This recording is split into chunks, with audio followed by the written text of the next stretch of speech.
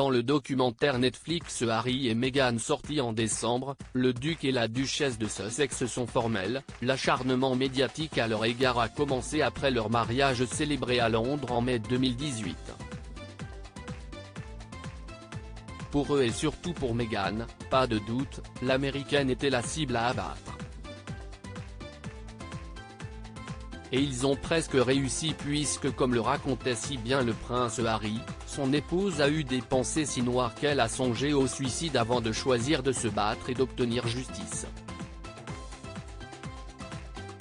Meghan Markle a notamment été accusée d'avoir mis en danger la vie de la princesse Charlotte à l'époque de son union avec Harry, comme le prince le rapporte au travers de ses mémoires. Dans le suppléant, le papa d'Archie, 3 ans et Lilibet, 1 an revient sur leur décision d'attaquer en justice les tabloïds, capables du pire d'après lui.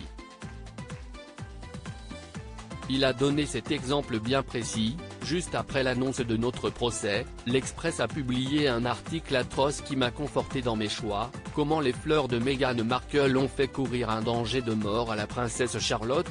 En cause, les fleurs choisies par Meghan Markle pour les couronnes qui porteraient les demoiselles d'honneur dont faisait partie la fille de Kate Middleton et du prince William. Les dites couronnes contenaient quelques brins de muguet, une plante qui peut se révéler toxique pour les enfants, à condition qu'ils le mangent. Le danger n'était donc pas un mais pour Harry, peu importait tout ça.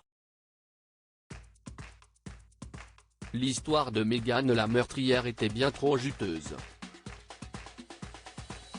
Charlotte, star du mariage malgré elle décidément, la princesse Charlotte aura fait parler d'elle autour de ce mariage. Quelques jours avant la cérémonie, une dispute aurait éclaté entre Meghan Markle et Kate Middleton.